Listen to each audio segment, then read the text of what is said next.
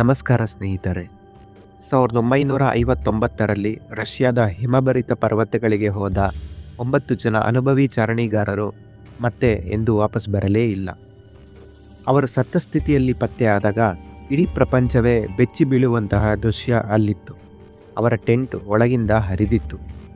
ಅವರು ಬಟ್ಟೆಗಳಿಲ್ಲದೆ ಹಿಮದಲ್ಲಿ ಓಡಿದ್ದರು ಮತ್ತು ಕೆಲವರ ದೇಹದ ಮೇಲೆ ಯಾವುದೇ ಗಾಯವಿಲ್ಲದಿದ್ದರೂ ಒಳಗಿನ ಮೂಳೆಗಳು ಪುಡಿಯಾಗಿದ್ದವು.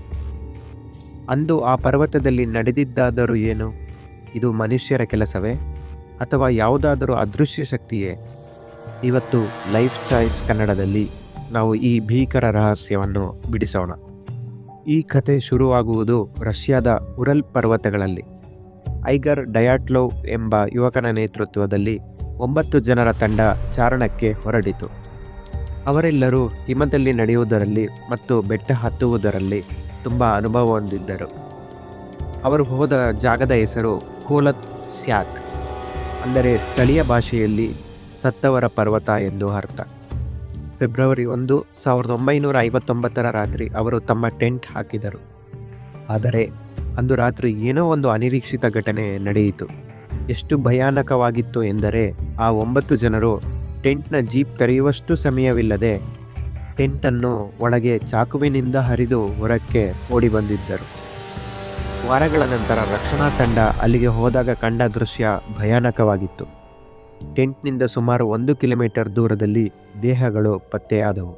ವಿಚಿತ್ರವೆಂದರೆ -30 ಡಿಗ್ರಿ ಚಳಿ ಇದ್ದರೂ ಕೆಲವರು ಕೇವಲ ಒಳ ಉಡುಪಿನಲ್ಲಿ ಇದ್ದರು.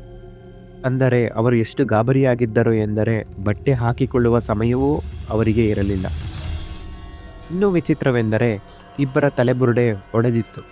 ಇಬ್ಬರ ಎದೆಯ ಮೂಳೆಗಳು ಪುಡಿಯಾಗಿದ್ದವು. ಡಾಕ್ಟರ್ಗಳ ಪ್ರಕಾರ ಇಂತಹ ಗಾಯಗಳು ಮನುಷ್ಯನಿಂದ ಸಾಧ್ಯವಿಲ್ಲ. ಯಾವುದೋ ದೊಡ್ಡ ಗಾಡಿ ಡಿಕ್ಕಿ ಹೊಡೆದರೆ ಮಾತ್ರ ಇಷ್ಟು ದೊಡ್ಡ ಪೆಟ್ಟಾಗಲು ಸಾಧ್ಯ. ಆದರೆ ಅಲ್ಲಿ ಯಾವುದೇ ವಾಹನಗಳ ಗುರುತಿರಲಿಲ್ಲ. ಈ ಘಟನೆಗಳ ಬಗ್ಗೆ ಅನೇಕ ಥಿಯರಿಗಳಿವೆ. ಮೊದಲು ಇದು ಹಿಮಪಾತ ಎಂದು ಅಂದುಕೊಳ್ಳಲಾಯಿತು. ಆದರೆ ಟೆಂಟ್ ಇದ್ದ ಜಾಗದಲ್ಲಿ ಹಿಮಪಾತದ ಯಾವುದೇ ಲಕ್ಷಣಗಳಿರಲಿಲ್ಲ. ಕೆಲವರು ಹೇಳುತ್ತಾರೆ, ಆ ಸಮಯದಲ್ಲಿ ರಷ್ಯಾ ಸರ್ಕಾರ ಅಲ್ಲಿ ರಹಸ್ಯವಾಗಿ ಕ್ಷಿಪಣಿ ಪ್ರಯೋಗ ಮಾಡುತ್ತಿತ್ತು.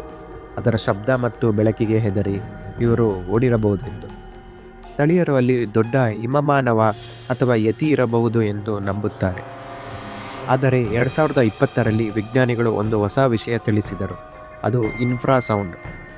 ಗಾಳಿಯ ವಿಚಿತ್ರ ಚಲನೆಯಿಂದ ಮನುಷ್ಯರಿಗೆ ಕೇಳಿಸದ ಒಂದು ಸದ್ದು ಉತ್ಪತ್ತಿಯಾಗಿ ಅವರ ಮೆದುಳಿನಲ್ಲಿ ಅತಿಯಾದ ಭಯ ಮತ್ತು ಗೊಂದಲ ಉಂಟು ಮಾಡಿರಬಹುದು ಎಂಬುದು ಒಂದು ವಾದ.